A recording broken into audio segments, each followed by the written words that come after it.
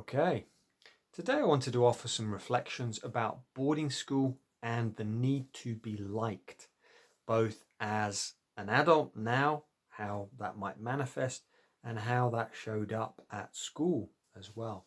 So enjoy. Okay, so last week I received a message from a friend, and the short of it is essentially I received a message which was quite rude and unpleasant, quite abusive, and it brought some things up. And it brought some things up about boarding school and about this need to be liked and how much energy we put in as ex-boarders, a lot of us, especially the compliers. We've got in the boarding school syndrome, we've got compliers, we've got the rebels, and we've got the crushed.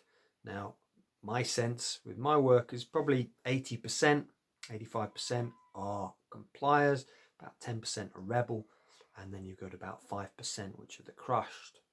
Okay, so most of us are compliers. So what this means is, we try to please everyone. We try to comply, do the rules, not get caught, that type of thing. And so when I received this message, that brought some things up. I've upset somebody. I've hurt someone. And there was an aspect of me wanting to try and fix that. And it was really interesting just to remember how dangerous it was at school when we became, we fell out with the crowd, we upset people. So I want to talk a little bit about that today. Essentially, it was so dangerous when we, maybe we said something, we messed up, we did something, we humiliated ourselves, and then everybody jumped on us. And Richard Beard, in his book, Sad Little Men, he said that in any given year group in the boarding house, usually 10, 15 boys or girls, he said, at any given moment, if you looked around the crowd and you couldn't see the odd one out, what he called the custos, he said, then you knew that it was you.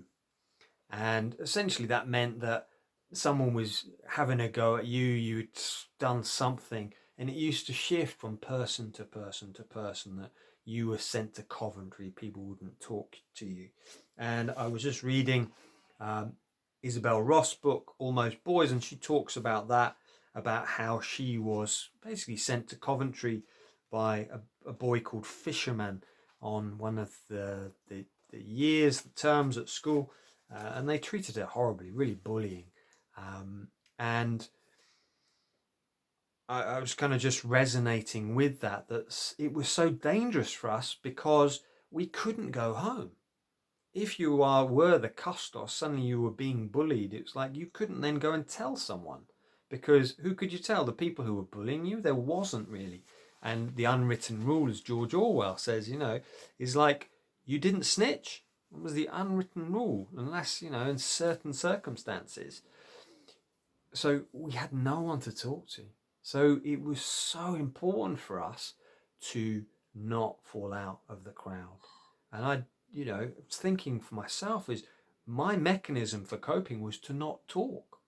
Because when I talked, then people would pick my words to bits, and it was like, and I'd get angry. And so just learned to say very, very little to people, just be sullen, passive aggressive.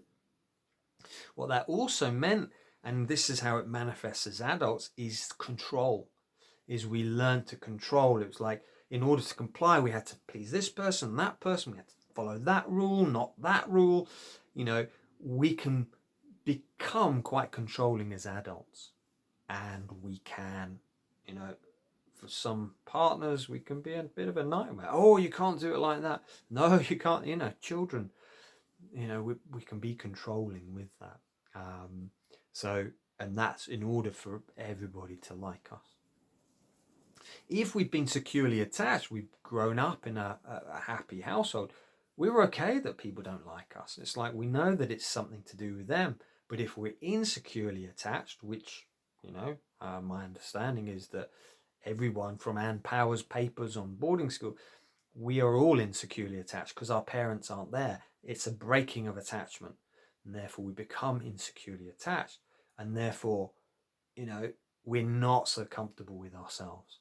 We don't feel we as Diane Paul Heller, we keep intimacy at arm's length, rather than being okay with the Annabelle, not Annabelle Gonzalez, Dr. Claudia Gold, in an interview I did with her, she talks about rupture and repair, that's the normal part of relationships. So it's okay you don't like me, that's fine, and we can still get on. Whereas at boarding school it was like, oh, that's not okay, you don't like me, I've got to change my views. So this is how it can manifest as adults, is we're not okay expressing what we feel, our views, whether it's about what political party or what we might eat, or we don't have that solid sense of self. And essentially it's people pleasing. We're trying to be a people pleaser. It's like, and it requires such a large amount of energy. We can feel quite drained by the end of the day. So what can we do about this? And I think I've talked a lot about meditation. Obviously, my background in 20 years ago was I spent 3 years in a Buddhist monastery. I began meditating in 1997, and this is really key to start letting go of control. We're like this, and we can just sit 5-10 minutes. Might be half an hour. Once, twice a day. And we just sit with wanting to control. Oh, I've got to go and do this. I've got to think. And our work is to keep bringing our attention back to this moment. We let go of the control. I let go of getting my own way. And we just sit. And we sit with the discomfort that, oh, last week, that guy, he doesn't like me. And this is how it feels. It's okay. It's okay. He doesn't like me. It's like, fine. And so that's one of the ways we cultivate it, is just we start to let go of the control, and we start to find that authentic self. And I think that's kind of one of the issues, I think, when we are insecurely attached, is we don't know who I am, because I'm always trying to be what they need me to be. I don't really know who I am. And so this is a great exercise to do, and I get my clients to do this, is to write down your values. What are your values? They call them in Stoicism, arte, this idea of the virtues. What are my values and my virtues? So it might be kindness, it might be love, it might be joy, it might be service, it might be humility. It's like, work out what those things are, and then you start to find out, well, who am I? This is who I am. And if someone wants me to be a different way, or someone says, well, you've got to be like that, come back to my values and go, actually, no. I'm not going to be horrible to the person who sent me an abusive message. It's like, no, let it go. And I come back to kindness, humility. Come back to metta, which they call in Buddhism, loving kindness. So that's something. Another thing is, work out your values. What do I value? And connect into that each day. Oh yeah, I connect into kindness today. I connect into joy today. I connect into love today. For most of us as ex-boarders, love is a difficult thing because we learn to split off from that. So it takes some time to rekindle that, but it's within us.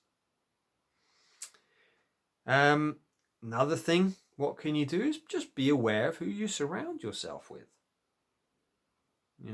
Are you around people who are good people, kind people, or are they quite shallow? Are they quite horrible? And maybe go, okay, yeah, maybe I don't want to spend time with those people, but I do want to, spend time with others. So be aware of who you surround yourself with. Another thing is, can I be authentic and vulnerable? We learned at boarding school not to be authentic and vulnerable. So it's, can I just go in within myself, say, that really hurt last week when that person said that, and be authentic. Then what we find is, what I found when I've been authentic with other people, is they either run away or they draw closer. When I'm not being authentic, I'm putting on a sheen, people are happy to be around me.